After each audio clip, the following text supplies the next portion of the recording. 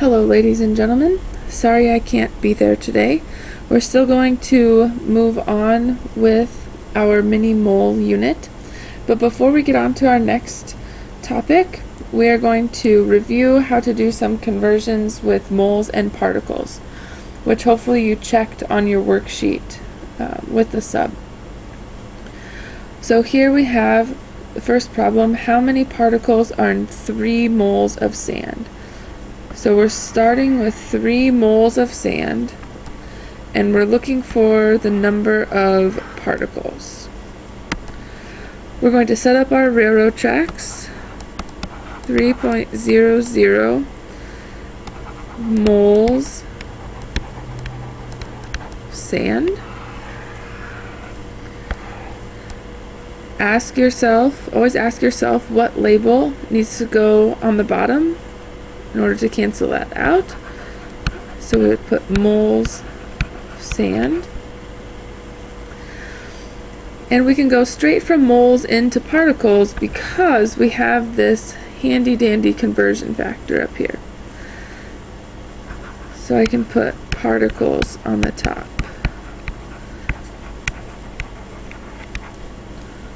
So I have 1 mole and 6.02 excuse me, times 10 to the 23rd particles. Moles of sand cancel out. And if I plug this into the calculator,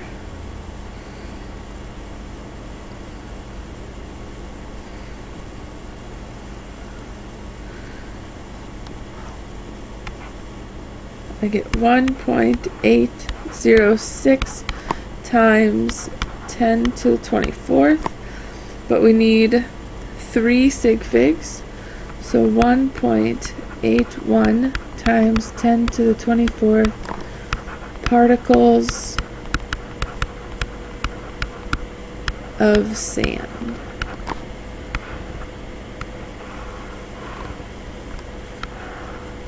Alright, let's go on to our next problem. How many moles are in 7.69 times 10 to the 29th molecules of water? So we're starting with molecules of water, and we're looking for moles. So we have 7.69 times 10 to the 29th molecules of water. So we need to get rid of molecules, so we're going to put it on the bottom. And moles on top. So we have 1 mole equals 6.02 times 10 to the 23rd molecules.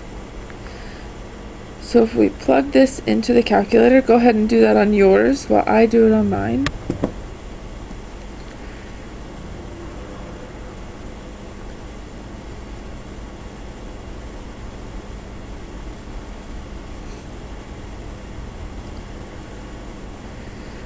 We need 3 sig figs.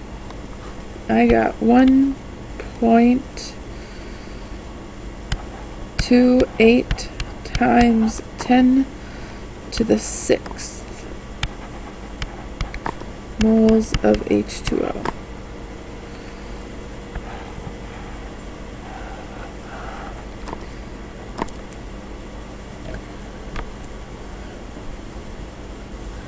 Alright. Let's go on to the next part. We are going to talk today about molar mass. Molar mass is incredibly important in chemistry because it provides us with measurements we can actually use in the lab. We can't go back to the lab and count out 1 mole of something. So we use molar mass to know how much mass or weight to measure out on the balance of 1 mole of something. So if you want to pause the video so you can write down this definition, that would be great.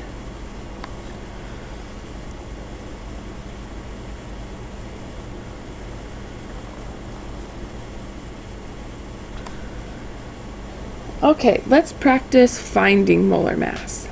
To find molar mass, we're going to add together the atomic masses of each atom in the molecule. And this is going to equal the number of grams per mole, which is our molar mass. Now, we find the atomic masses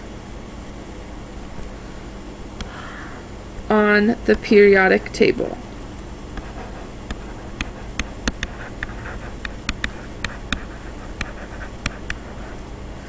Okay, so let's take a look. Helium, here we have one atom of helium, and the periodic table says that helium has a mass of, I believe it's 2.01 AMU.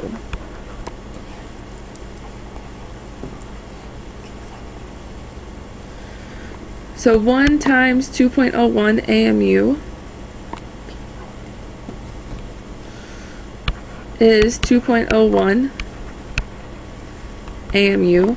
Now this actually equals our molar mass. This is 2.01 grams per mole. Alright, let's take a look at oxygen. We have 2 atoms times its mass off the periodic table, which is 16.00 AMU. So we have 32.00 AMU, which equals 32.00 grams per mole. Please make a note that I want you to go to 2 decimal points on the periodic table.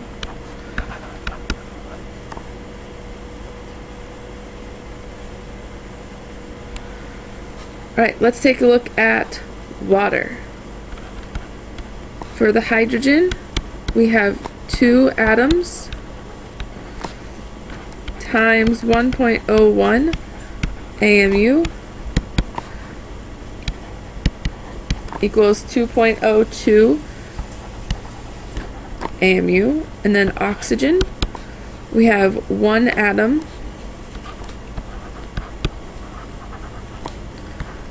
and its mass again was 16.00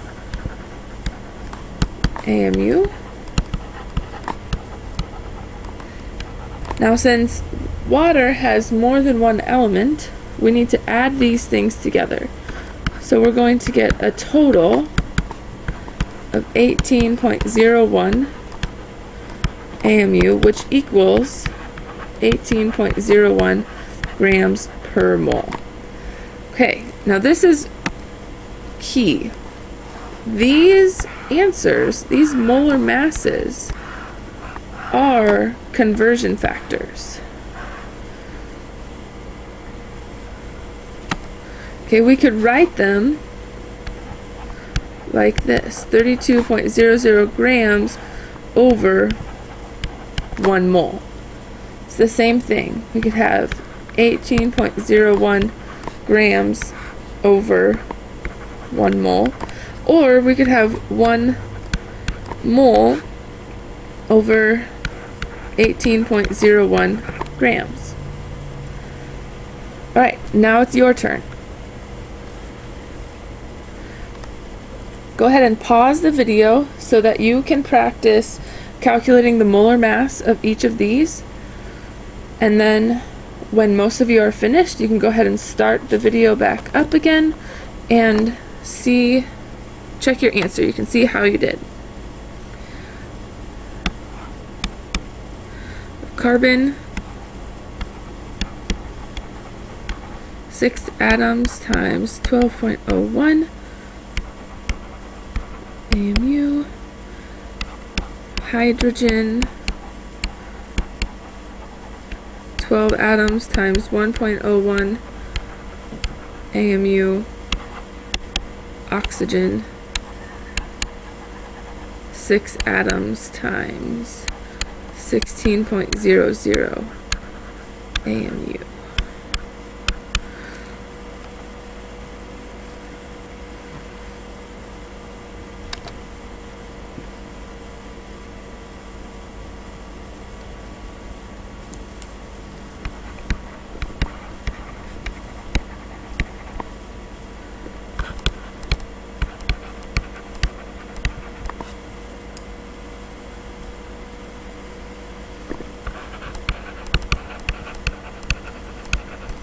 Okay, then I'm going to total them up.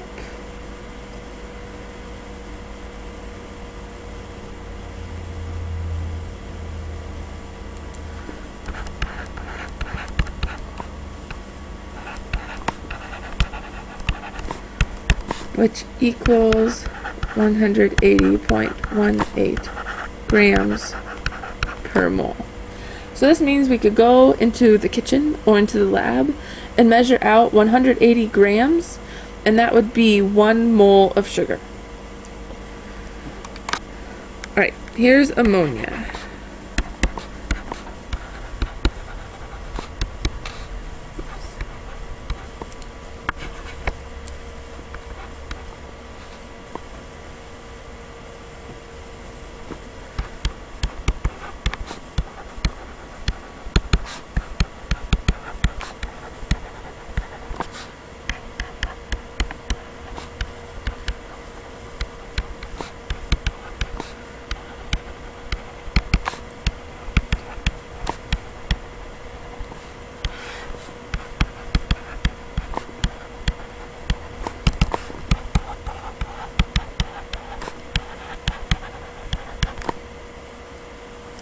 Oh man, I just copied my other answer. Sorry about that.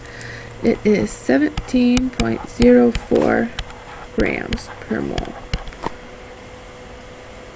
Okay, remember this is our conversion factor. This is going to help us when we're solving these next equations. Okay, so now we're going to apply this information to do some dimensional analysis. So here's the question. How many moles are in 50 grams of copper?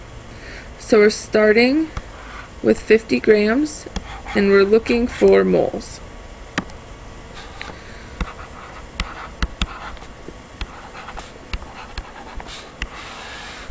Now to get rid of grams, we're going to put it on the bottom. And we need to ask ourselves, can we go from grams into moles? And the answer is yes, we can, because we're going to use molar mass. Okay, so if I look on the periodic table for copper, one atom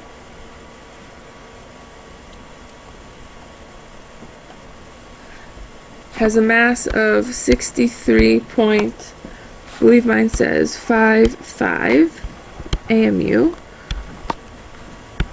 So that's 63.55 grams in 1 mole. Okay, so I'm going to put those numbers up in the equation. We have 1 mole equals 63.55 grams of copper. So my grams of copper cancel out, and I'm left with moles. So now if we plug this into the calculator, multiply across the top, divide by the bottom,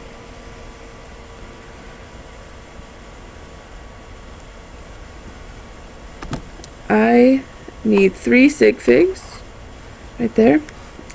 So 0.787 moles of copper. Right, let's go on to this next problem. Now we're just doing it in reverse. We're starting with moles and we're looking for mass, which is grams. So 3.25 moles of NaCl. We need to get the moles of NaCl to cancel, so we're going to put that on the bottom. Now, can we go from moles into grams? The answer is yes, because we have this molar mass. So let's calculate that. We have sodium with 1 atom. Oops, sorry. Times 23.00.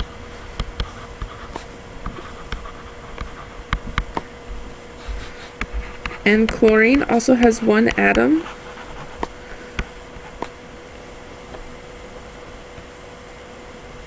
And its mass is 35.45.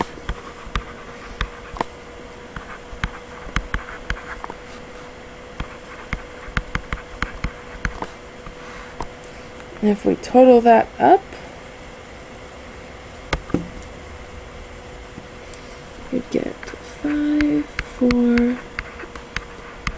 58.45 grams per mole. Alright, so I have 58.45 grams in 1 mole.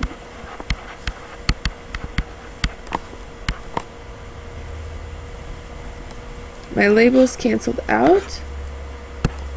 So now we'll multiply across the top and divide by the bottom.